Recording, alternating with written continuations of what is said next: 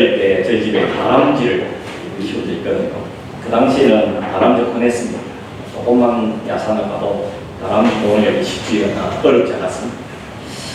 저희 아버지께서 다람쥐를 정말 잡아가지고 외집을 만든 다음에 그 안에 지금도 생생한데 원통으로 이렇게 그 쳇바퀴라고 그러죠. 쳇바퀴를 만들어줬습니다. 그러니까 다람쥐가 원통위에서 막 열심히 다니는데 쳇바퀴 아시죠? 원통이 뺑뺑뺑 도니까 앞으로 가지는 못하고 그 위에서 그냥 계속 그냥 달리는 거죠. 그걸 가르쳐서 나온 말이 다람쥐 쳇바퀴 돌려간다 그런 말입니다. 한 걸음 앞으로 못 나가고 제자리 계속 반복하고 한 걸음도 전진하지 못하고 그걸 가르쳐서 그런 비유를 쓰는 것이죠. 성경 안에서 그런 역사 찾아보면 대표적인 시대가 사사시대입니다. 사사시대의 역사를 보면 자세한 약 400년 되거든요. 그 400년 동안 역사가 계속 반복됩니다. 돌고 돕니다. 하나님께서 주신 그 땅에 사는 백성들이 하나님을 멀리하고 하나님을 떠나서 불순종하니까 하나님 계속 경고하십니다. 그래도 안 듣고 불순종하면 하나님이 주변에 있는 이방 나라를 통해서 이스라엘을 짓밟습니다. 예를 들어서 가나안이라든지 모압이라든지 미디안이라든지 블레셋이라든지 이런 나라들이 와서 이스라엘을 공격하죠. 그래서 때로는 7년, 10년, 60년, 70년 동안 나라를 짓밟습니다. 그러면 도무지 못 견딘 이스라엘 백성들이 살려달라고 하나님께 회개하면서 부르짖죠. 하나님 불쌍히시고 그들 구원하기 위해서 세운 사람이 사사라고 그러죠. 사사를 세워서 그들을 구원해냅니다. 그러면 그 땅에 몇십 년 동안 혹은 뭐 10년 동안 그 땅에 평안이 옵니다. 평안이 좀 있으시면 또 이 백성들이 언제 그랬듯이 또다시 하나님을 불순종하고 그럼 하나님도 이방 나라를 세워서 징계하고 그럼 또 회개하고 그럼 또 사사를 보내서 구원해 주시고 좀 태평한 세월이 오면 또 불순종하고 이 역사가 계속 400년 동안 성경이 나온 후에도 약 7번 동안 이 사이클이 계속 반복됩니다. 돌고도는 이 역사가 계속 진행된 것이죠. 사사시대뿐만이 아닙니다. 솔로몬 왕 이후 시대에 이스라엘이 남과 북으로 쪼개졌는데 이 남과 북으로 나눠진 이 땅에 하나님께서 선지자들 보내서 계속해서 그들의 죄악을 지적하죠. 이렇게 살면 안 된다. 배개해야 된다. 말씀대로 살아야 된다. 우상 숭배하면 안 된다. 계속 경고하지만 이스라엘에서 순종하지 않습니다. 오히려 선지자들 미워하고 때로는 감옥 가둬버리고 심지어는 죽이기까지 하죠. 하나님의 사랑을 멸시했기 때문에 하나님은 나를 멸시한 것이다. 그러면서 그들을 심판하십니다. 어떻게 심판했습니까? 나를 팔아버리죠. 북쪽 이스라엘은 아수르에게, 남쪽 유다는 바벨론에게 팔아서 그들을 넘겨주십니다. 비록 언약의 백성이고 하나님의 사랑하는 백성이 가지만 하나님 말씀에 계속해서 경고를 무시하면 하나님 그들을 심판하지 않습니다. 이스라엘 백성들이 심판한 그날 전날까지 어떤 생각하지 않습니까? 우리는 심판했다네요. 우리가 어떤 사람이에요? 우리는 하나님의 언약의 백성이야. 우리는 이 성전을 가진 사람들이야. 어떻게 우리가 망할 수 있어? 그리고 이스라엘 망한다는 말을 하는 선지자들을 미워하고 그들을 쓰레기했습니다. 그러나 하나님께서 경고하신 말씀에 불순종할 때 결국은 그들은 무너지죠. 그래서 그렇게 자랑하면서 여기는 성전이 다 무너지고 그들이 살던 예루살렘 성도 다 폐포가 되고 그 사람들은 바빌론으로 포로로 끌려가서 남의 나라에서 고생하며 살게 됩니다. 이 원리는 성경의 뿐만 아니라 오늘 우리의 삶도 반복되는 삶을 기억하십니다. 시편 103편 8절에 보면 여호와는 긍휼이 많으시고 은혜로우시며 노하기를 드게 하시고 인자하심이 풍부하시다. 하나님은 그런 분입니다. 인자하신 분이고 오래 참으신 분입니다. 그러나 하나님은 끝까지 참는 아닙니다. 기한까지 하나님 참으시지만 결국 그들이 하나님을 끝까지 불순종하면 하나님을 심판하시는 겁니다. 그걸 보여주는 게 노아홍수 아니겠습니까? 그렇게 심판한다, 물론 심판 그렇게 말해도 귀를 막고 농담을 내리고 듣지 않고 노아가 아무리 수혜를 외쳐도 듣지 않으니까 결국 그들에게는 물로 온 진을 심판했습니다. 이제는 뭐라 심판을 되죠? 이제 불로 심판하리 우리 온단 말입니다. The time is coming이라고 그러죠. 그때는 오고 있습니다. 하나님께서 계속해서 오늘도 하나님 말씀 통해서 경고하시는데 그 말씀 끝까지 불순종하며 결국 하나님 내리시는 그 진노의 불로 온 세상이 멸망하게 될 것을 성경은 분명하게 말씀하고 있습니다. 여러분이 깨닫든지 못 깨닫든지, 여러분 인정하든지 않든지 간에, 세상에 알든지 못하든지 간에 하나님의 말씀은 그동안 다 이루어주었고 이 말씀도 반드시 이루어질 겁니다. 우리 어떻게 된다겠습니까? 깨어서 기도하라 했습니다. 그날은 점점 가까우기 때문에 깨어서 기도하는 자만이 그날을 잘 준비한 날이 살아날 것이라고 분명하게 이야기하고 있는 것입니다. 그렇게 망했던 나라가 하나님의 긍휼과 자비를 해서 70년 지나자 그때 다시 포로에서 돌아오게 됩니다. 1차는 스룹바벨을 중심으로 돌아왔고 2차는 에스라를 중심으로 돌아옵니다. 에스라 돌아올 때도 거의 넉 달 동안 여행한 끝에 고국으로 돌아옵니다. 그 어려운 길 여정 가운데 도둑자도 있고 또 많은 재물을 가지기 때문에 약탈할 위험이 있었지만 하나님께서 도우시고 보호해 주셔서 그들이 무사히 예루살렘으로 도착합니다. 도착한 사람 제일 먼저 한 게 뭔가하면 하나님께 감사의 제사를 하는 거죠. 하나님께 참 감사. 우리 이 땅에 오게 해서 감사하고 안전하게 온 것도 감사하고 이제 하나님 말씀하시는 그 명령을 순종하겠습니다. 그러면서 하나님께 감사의 제사를 드렸습니다. 그 다음에 이어진 가운데 9장 1절인데 첫 단어는 뭔가하면 이 일 후에 여기까지 한 후에 일을 이야기하고 있습니다. 이 일을 어떻게 쓰는가 하면 여기만 방백들은 리더들 이야기하는데 백성의 리더들이 이 에스라를 찾아온 다음에 에스라 듣기에 기가 막히고 충격적인 소식을 그에게 전했습니다. 그 내용이 1절에 있습니다. 1절 다시 한번 보시면 이 후에 방백들이 내려와 이르되 이스라엘 백성과 제사장들과 레위 사람들이 이 땅 백성들에게서 떠나지 아니하고 가나안, 헷, 브리스, 여부스, 암몬, 모압, 애굽 사람들, 아모리 사람들의 가정한 일을 행하여 그들의 딸을 맞이하리라 이렇게 말하죠. 충격적인 소식이 뭔가 하면 첫째는 이 이스라엘 백성들이 거기 사는 백성들을 떠나지 않았다는 겁니다. 그들과 함께 섞여 살았다는 것이죠. 두 번째는 가나안에 사는 사람들이 행하는 그 가정한 일을 이스라엘 백성도 행하였다는 이야기입니다. 세 번째는 그렇게 하는 이유를 이야기하는데 그 이유는 뭔가 하면 그 땅에 사는 사람들과 섞였기 때문이라는 겁니다. 그래서 가정한 일을 행했다는 가정이 뭔가 하면 하나님 말고 다른 우상을 섞으려 하는 겁니다. 정리하면 이렇죠. 하나님은 분명히 신명기 7장 1절 4절 보면 하나님께서 이스라엘 백성에게 가나안 땅 들어가기 전에 아주 강력하고 엄중하게 경고한 말씀이 있습니다. 그 땅에 가면 그 있는 사람과 섞여야 된다. 거기 있는 사람들과 절대 섞이면 안 된다. 왜냐하면 이렇게 말씀하셨어요.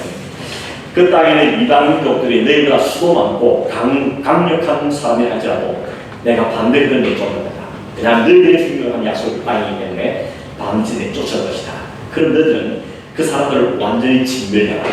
그들과 그들 불쌍히지 말고 그들과 섞이지 말라. 특별히 아들, 딸 주고받으면서 결혼시키지 말라는 겁니다. 그 유두가 이야기합니다. 만약에 너희 아들들 그들에게 자녀 보내고 그들의 딸들을 당신의 며느리를 삼으면 그들이 몸만 오는 게 아니고 그들이 섬기는 신까지 모시고 와서 이스라엘 백성들 가운데 하나님 외에 다른 신을 섬기는 것이 번질 거기 때문에 절대 안 된다는 겁니다. 그래서 그들을 가까이 안 하는 겁니다.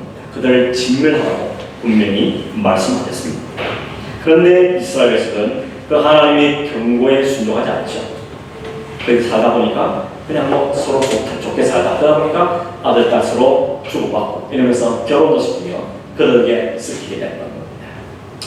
다른 죄들도 하나님께 무슨 죄들이지만 특별히 하나님께서는 10계명 1계명에 말씀하신 여호와 외에 다른 신을 내게 두면 하나님이 반드시 신도하시는 말씀을 하셨습니다. 하나님은 무섭게 신도하셨습니다. 그래서 아까 말씀드린 것처럼 바벨론의 남의 나라에 파라오했던 것이죠. 물론 이 말이 여러분 국제 결혼하면 안 된다 그런 뜻은 아닙니다. 우리가 사는 이 시대는 이미 이게 글로벌화되어서 다른 나라 사람들과 결혼하는 일은 많이 자연스러운 일이 되어졌죠. 이렇게 말하는 문제는 국제 결혼시키지 말란 말이 아니고 하나님이 없는 결혼시키지 말라는 겁니다. 하나님을 버리고 우상을 섬기는 자들과 섞이면 너희들이 진다. 너희들이 영향을 받아서 너희도 하나님 떠나야 되기 때문에 하나님 그걸 염려해서 이 결혼을 막으셨던 것입니다. 그러니 단순한 결합이 아니고 그들의 공동체 하나님의 백성의 정체성이 무너지기 때문에 하나님 그걸 염려하셔서 그들에게 그 결혼을 막으셨던 것입니다. 더구나 2절에 보면 그들 리더들이 고관들이 이 죄에 더 어떤 일이다. 더 앞장서서 백성들을 말리고 뜯어 말리고 그들을 바르게 잡아야 될 리더들이 오히려 앞장서서 그런 죄를 지었다고 지적하는 겁니다. 여러분 1차 교회를 통해서 많은 사람이 돌아왔고 성전도 재건됐습니다. 그 성벽도 완성돼 가는데 그토록 보기에는 많이 안정적되고 왔는데 실상 내면을 들어보니까 위기인 것입니다. 위험한 겁니다. 그래서 에스라가 이 이야기 듣고는 정말 기가 막히고 정말 너무 안타까운 마음으로 그 소식을 그렇게 듣는다는 것입니다. 그런가 하면 이스라엘 백성들이 멸망했던 그 죄 이유가 뭐였는가 하면 우상 숭배했는데 지금 똑같은 것을 다시 반복하는 겁니다. 그러니 이 에스라로서는 굉장히 위기의식을 느끼게 되는 것이죠. 왜 나라가 망했는데 왜 70년이나 남의 나라에서 종사해야 되는데 왜 하나님의 진노를 받았는데 그걸 벌써 잊어버린다는 것이죠.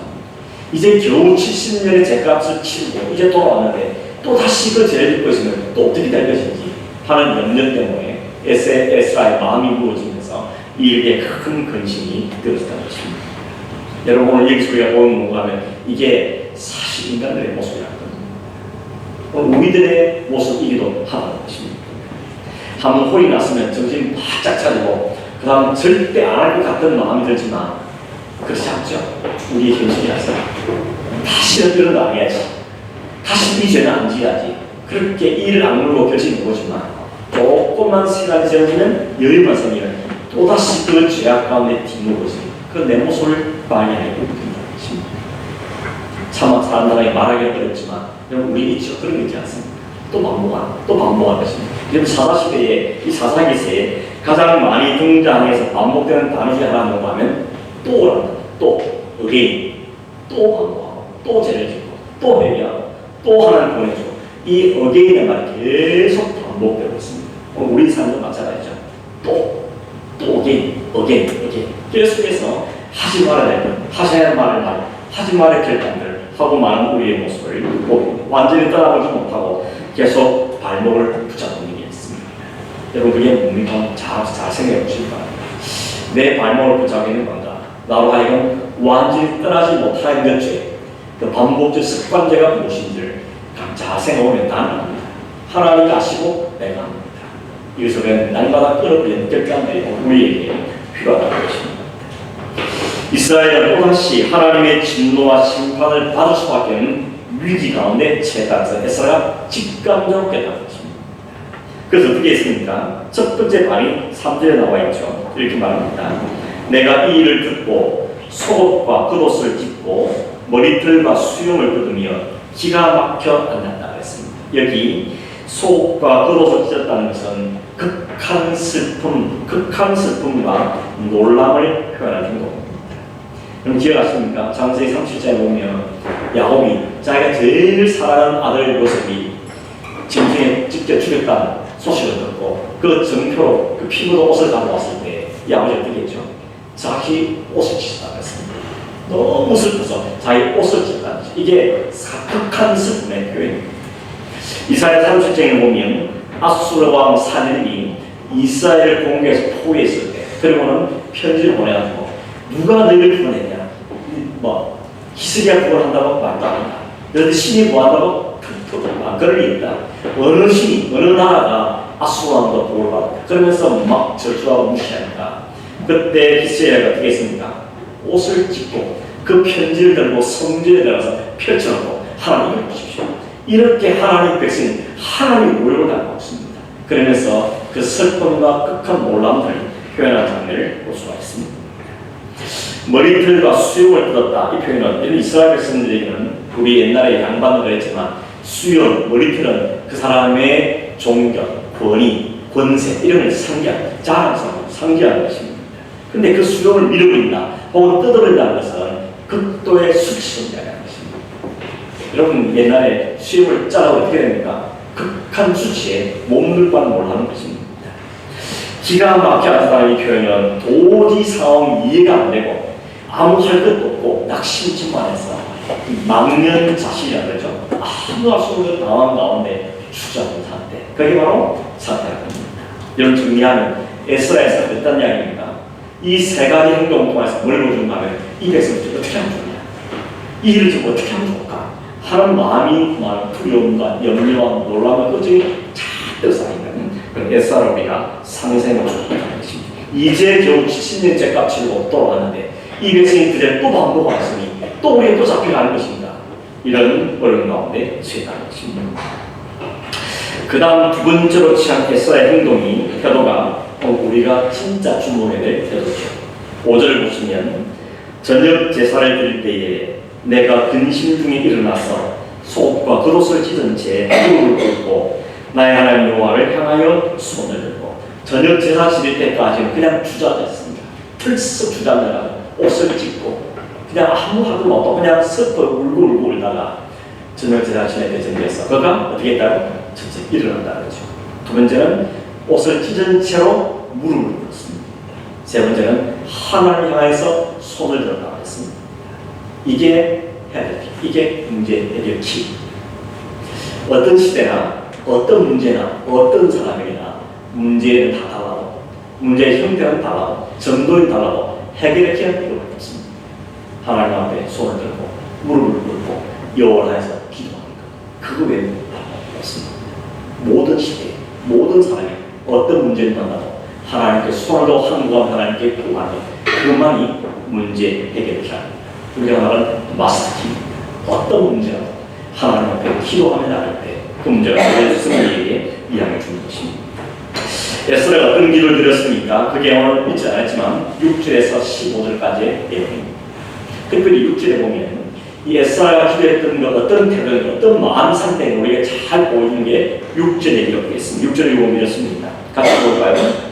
말하기를 나의 하나님이여 내가 부끄럽고 낯이 뜨거워서 감히 나의 하나님을 향하여 얼굴을 들지 못하오니 이는 우리 죄악이 많아 정수리에 넘치고 우리 허물이 커서 하늘에 미친이니라. 이런 기도는 회개의 기도라고 합니다. 참회의 기도라고 그러죠. 부끄럽고 낯이 뜨거워서 하나님 얼굴조차 보기 어렵습니다. 이런 마음 상태, 그게 참회하는 사람의 상태입니다. 도저히 입 밖에 내기도 어려워. 이 부끄러운 일 어떻게 하면 좋겠습니까? 라고 하나님 앞에 기도하는데 그 이유는 우리의 죄악이 정수리 머리 끝까지 작고 하늘까지 미치기 때문이라고 이야기하고 있는 것이죠.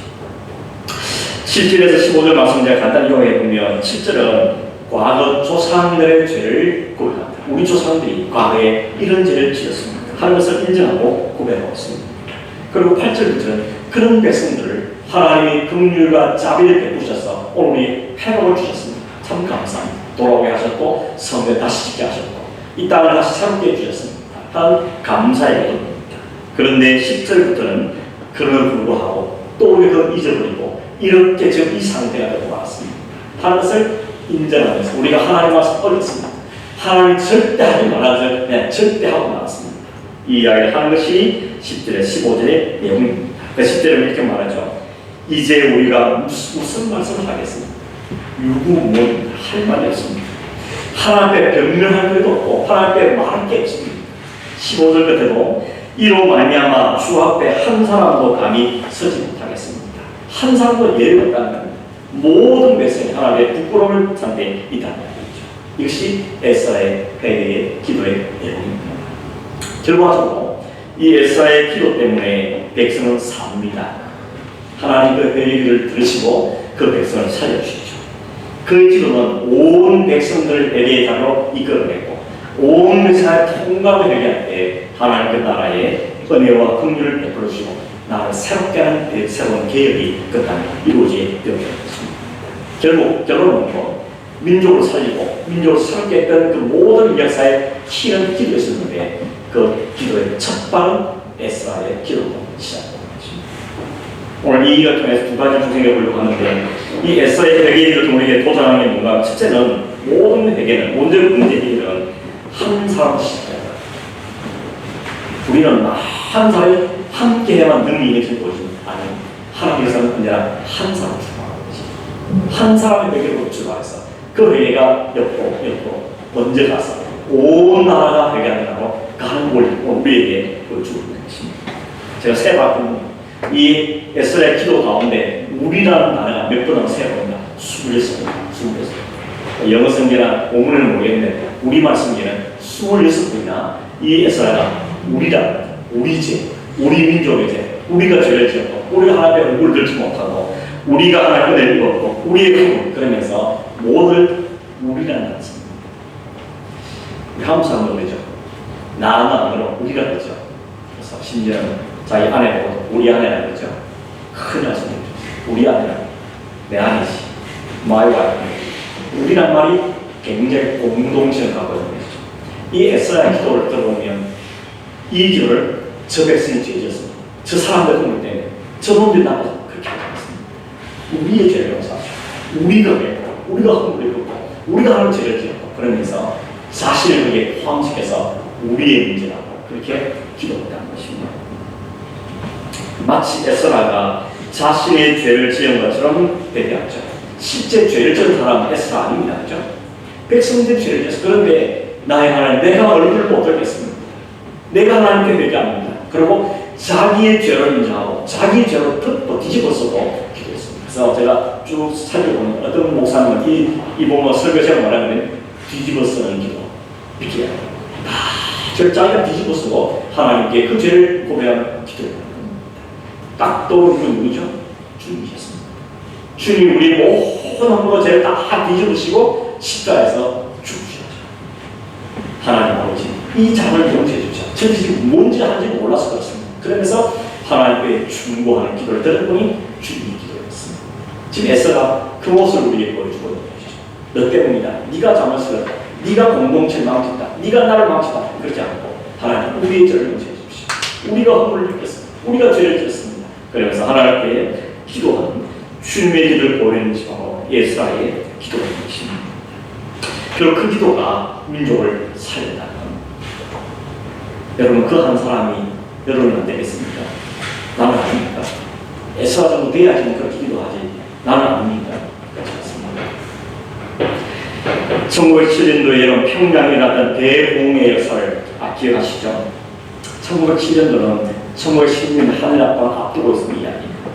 나라가 국권이 빼앗기고 완전히 나라가 빼앗기고 그 나라의 밟히는 그 시기가 있기 바로 직전에 3년 전에 그 땅에 평양 땅에 새로운 붕이 놀라운 붕이 일어났다. 왜 그때 일어났을까? 어떤 분은 이렇게 해석을 하더라고요. 그때는 한일 압방도 앞두고 나라의 국권을 빼앗기고 식민지를 전락하는 가장 어둡고 영적으로 가장 힘든 시기에 하나님은 이 땅에 영적인 부흥을 하시다. 왜냐하면 앞으로 그 험악한 그 암흑길 잘 견뎌내라. 영적을 부흥을 주셔서 나라는 지금 어렵고 힘들지만 그러나 믿음 백성을 통해서 나를 붙잡으시겠다. 하나님의 배려를 하는 것입니다.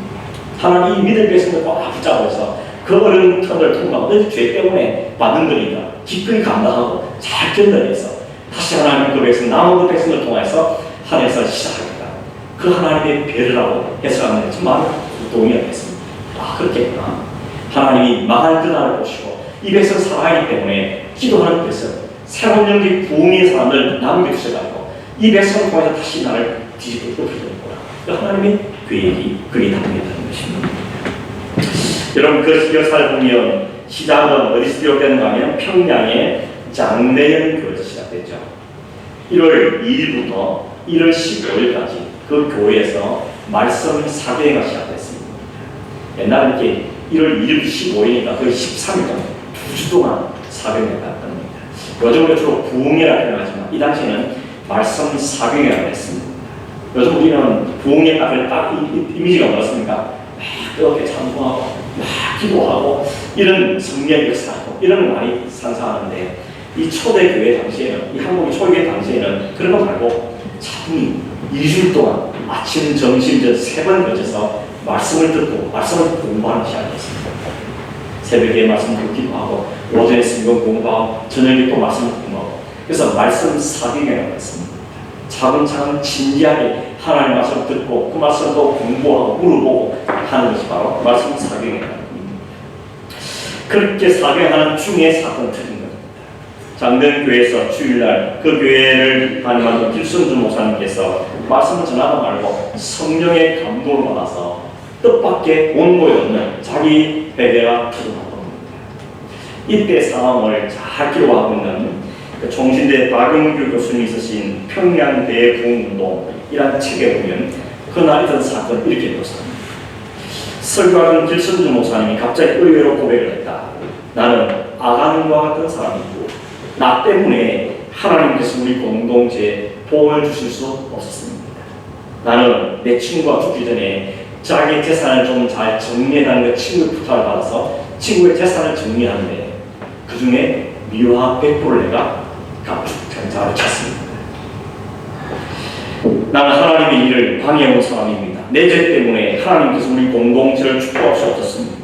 난 내일 아침에 그 돈을 그 부인에게 100불을 돌려드리겠습니다. 그리고 하나님, 그리고 여러분 죄를 좀 용서해 주십시오. 그러면서 자기 죄를 고백하고 있습니다. 그때 그 이분의 표현이라는 그 제 표현을 보면 그분의 회개가 고백되는 그 순간에 길선지 회개는 마치 뇌간에 불을 붙인 것처럼 온 성도들 가운데 강력한 불씨가 돼서 온 성도들 마음속에 불을 붙인다. 그래서 여기저기서 나도 죄를 짓습니다. 나도 회개합니다. 나도 죄를 짓습니다. 그러면서 온 회개가 교회 안에 벌어져요. 교회 그 교회뿐만 아니었습니다. 그 다음 주는 옆교회가, 그 다음 주는 그 옆교회가, 또 옆교회가, 그 다음 말이. 그래서 온 한국 전체에 이 회개와의 일들이 퍼지면서 온 한국에 다시 뒤집어지고 그런 놀라운 일이 벌어졌다. 그런 그 책에 보면 이렇게 표현합니다. 이날 그 교회에 났던 회개운동의 불길은 옆회교, 다른 도시로 옮겨 붙었고 이를 통하여서 나라는 망해져 가는데 오히려 한국 교회는 더 깨끗해졌다. 회개를 통해서 회개운동에서 정답이다. 교회가 새로워다는 것입니다. 그래서 나라는 망해져 갔는데 더 새로워진 그 깨끗한 교회들이 믿음을 지켜내서 나중에 나라가 다시 회복되었을 때 교회가 폭발적인 부흥과 은혜를 입게 된다는 사실을 제게서 이야기를 볼 수가 있는 것입니다.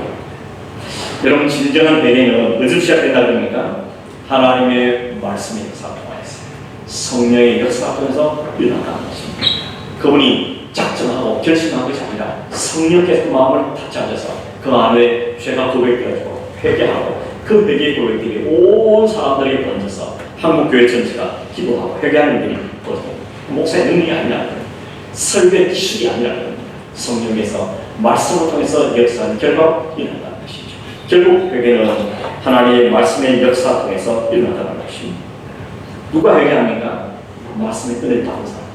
내가 먼저 은혜를 받으면 내가 먼저 회개합니다. 다른 사람 볼 이유가 없습니다. 내가 받은 은혜를 갖고 하나님 깨달음을 받으면 그냥 엎어서 기도하고 회개하는데 그 회개의 불길이 번지고 그래서 온 사람을 기울게 되는 것입니다. 에스라가 바로 그렇습니다.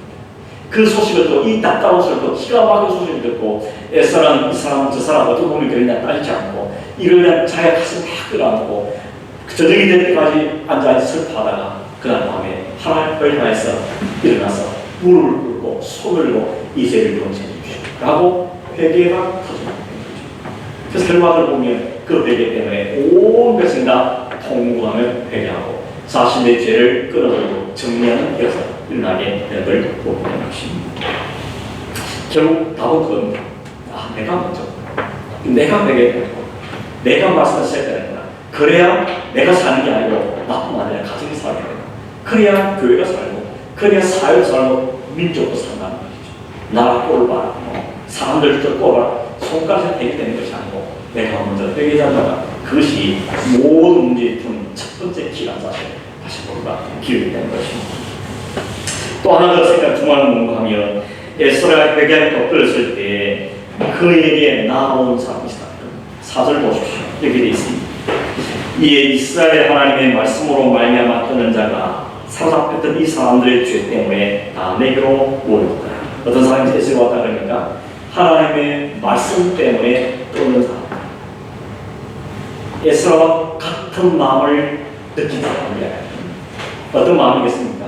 이 백성을 하늘 보면서 또다시 하다가 또다시 나가 망할 텐데 염려 속에서 이렇게 하면 말은 나가면 안 돼. 우리가 다 망하는 길인데 이래 들리지 않을 때 불안이 있어. 하나님 말씀이 기억나서 신명기 7장에 된 그 말씀이 기억나서 두렵고 떨리는 마음을 가진 사람 그들이 에스라에게 나와서 에스라와 함께 그 회개에 참여했다는 것을 갖고 있는 것입니다. 서로 마음이 통하는 거죠. 지금 벌어진 이 나라와 사회 모습 보면서 두려움을 느낀 사람들, 그 사람들이 하나 둘씩 모여서 같은 생각, 같은 열을 가진 사람들이 두렵고 떨린 마음 갖고 그 자리에 모였다. 출발점은 하나님의 말씀이죠. 하나님과 이렇게 말씀하셨는데 그 말씀에 불순종해서 우리가 바벨론 포로 앞했는데 다시 그 하나님 말씀을 불순한 이 모습 보면서 우리가 또다시 이 강한 잠깐만 두렵고 떨린 마음을 가져가는 것이죠. 결국 하나님 말씀을 기억나는 하나님 말씀을 앞에 자신을 비추어 본 것이 바로 그들이 회개를 일으키는 출발점이 됐다는 것을 이야기하고 있습니다. 베드로가 오순절한 사건 때문에 사람들이 응성거릴 때 베드로가 그렇게 이야기했지 않습니까? 여러분 조용하십시오. 이 외년에 서지 않았습니다. 그러면서 너희들이 십자가에 못 박히신 그 예수가 그 죽으신 예수가 부활하셔서 이 일이 나는 것이라 그렇게 강력하게 이야기했을 때 그들 사람들의 반응은 그 말씀을 듣고 마음이 지림을 받고 그럼 우리가 어떻게 하면 좋겠냐 회가 터져나오는 거거든요. 참된 회개는 언제나 지, 정, 의가 함께 동반하죠. 깨달아 알게 되고 가슴을 느끼게 되고 결단으로 가고 지, 정을 함께 동반되는 거예요. 그냥 머리만 어떻게 게 아닙니다. 가슴을 느끼는 수도 아니고 실제 삶으로 결단하게 가는 것이 진정의 회개라는 것입니다. 에스가 리더들의 보호를 듣고 나서 하나님 말씀을 끝났고 이들의 죄악이 얼마나 간절히 깨달았고 근심 중에 하나님 앞에 엎드렸다는 것입니다. 그 근심하는 에스라와 함께 참여해서 같이 엎드린 사람, 같이 하나님께 회개하는 사람들이 있었다는 것입니다. 이들과 함께 나중에 10장 1절에 보면 온 백성이 다 하나님 앞에 엎드려서 통보하며 회개했다고 이야기하는 것입니다. 평양의 대부분과 회개용도 바로 말씀에부터 출발되는 것을 우리에게 보여주는 것입니다. 말씀했습니다. 이분 결국 나라를 살려야 된다. 민족을 살려야 된다. 이 세대가 새로워져야 된다. 오늘 교회가 새로워진다는 말할 때 그 교회만 처음 안 됩니다. 내가 교회. 옛사람을 믿으니까 그렇습니까? 그렇지 않습니다. 하나님 앞에 먼저 말씀을 깨닫는 사람. 우리가 죄이구나. 우리 교회가 죄를 지었구나. 이 시대가 죄를 지어 먼저 깨닫는 사람이 하나 둘씩 모여서 회개할 때 거기서부터 전 나라가 새로워지는 부흥과 회개 운동이 시작되다는 것입니다. 여러분 깨달음을 주신다. 먼저 물어보시죠. 그리고 손을 들고 하나님께 기도하기 시작하십시오. 다른 사람들 보지 말고 하나님 내게 마음 주시니 내 마음을 순종해서 엎드리겠습니다. 하나님 회개합니다. 하나님 내 가정을 회개하고 이 시대의 문제를 해결하고 교회 문제를 해결하고 하나님 엎드립니다. 라고 엎드릴 때 그게 하나 이 하나님 보태셔서 하나님 역사를 이루게 되는 것입니다. 그를 위해서 우리가 해내는 결국은 말씀 앞으로 가는 거죠. 말씀이 들려야 되고 말씀이 깨달아야 되고 말씀의 느낌이 와야 되고 말씀의 결단이 나야 되고 그것이 진정한 회개의 모습이거든요. 오늘 한 사람의 기도 회개가 가정을 살리고 교회를 살리고 민족을 살리는 것을 보면서 이와 같은 역사가 오늘 다시 한번 오늘 시대에 오늘 우리 안에 일어나기 원합니다. 남의 일을 생각하지 마시고 나 같은 것이 아니고 나 같은 동사를 하시기를 원하신다는 기꺼이 사는 것이십시오. 이렇게 우리가 기도하며 우리의 문제를 내놓고 교회와 사회와 민족을 위해서 기도하게 됩니다. 우리가 되길 바라고 교회가 되기를 주로 축원합니다.